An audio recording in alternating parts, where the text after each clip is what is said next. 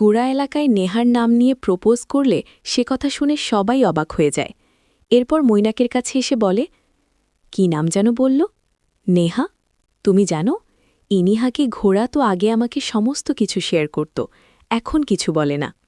এটা শুনে নেহা বলে, উনি একদম ঠিক কাজ করেছে যে উনি আপনাকে কিছু বলে না। এই কথা বলেই তারা ঘরে এসে দেখে ঘোড়া নেশার শরবত খেয়ে পাগলের মতো করছে। তখনই এলা গোড়াকে জোর করে জল খাওয়াতে গেলে ঘোড়া জলটা এলার গায়ে ঢেলে দেয়। এলা তখন বলে, আপনি কি করলেন? দাঁড়ান, আমি আপনার জন্য চেঞ্জ করছি। এই বলে গোড়ার জামা চেঞ্জ করার সময় ঘোড়া আবেগে বলে ওঠে, আমাকে ছেড়ে সবাই চলে যায়। আমার মা ছেড়ে চলে গেছে, নেহাও আমাকে ছেড়ে চলে গেছে। আপনি কোথাও যাবেন না তো? এলা তখন বলে, না, আমি কোথাও যাব না। এরপর এলা গোড়াকে জড়িয়ে ধরে বুকে শুইয়ে যায়।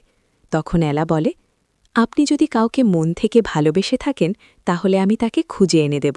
ওদিকে আলিয়া নেশার শরবত খেয়ে উন্মাদের মতো করতে থাকলে মৈনাক বাধ্য হয়ে আলিয়াকে নিয়ে সেখান থেকে গাড়িতে করে বের হয়।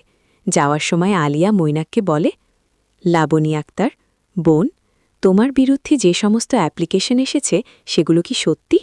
চুপ করে আছো কেন, বলরা। এই কথা শুনে মৈনাক রেগে গিয়ে আলিয়াকে গাড়ি থেকে ধাক্কা দিয়ে রাস্তায় ফেলে দেয়। অন্যদিকে নীরা মেঘনার পছন্দের স্যুপ বানিয়ে নিয়ে আসে। তখন বেগুন আপন মনে বলতে থাকে, এলা আর ওর বাড়ির লোক সবাই খুব ভালো, আমার কথা কে আর নিচ্ছে, মৈনাক আমাকে শুধু ভুল বুঝিয়েছিল। এরপর নিরাশ হয়ে নীরা স্যুপটা দীপ্তর হাতে দিয়ে সেখান থেকে চলে যায়। দীপ্ত তখন মেঘনাকে স্যুপ খাইয়ে দেয়।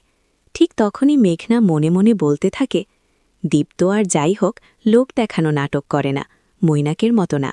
এদিকে ঘোড়ার হঠাৎ করে ঘুম ভেঙে যায়। সে দেখে এলা তার বুকের উপর শুয়ে আছে। তখন ঘোড়া অবাক হয়ে বলে, আপনি আমার গায়ের উপর শুয়ে আছেন কেন? এলা তখন বলে, আপনাকে চেঞ্জ করার সময় এমন হয়েছে, আমি আপনাকে চেঞ্জ করেছি। ঘোড়া তখন বলে, আপনি আমার অ্যাডভান্টেজ নিতে চেয়েছেন। কথা শুনে এলা বলে, আমি আপনার অ্যাডভান্টেজ নিতে চেয়েছি? হাসালেন আমাকে। আপনি নিজেকে কি মনে করেন?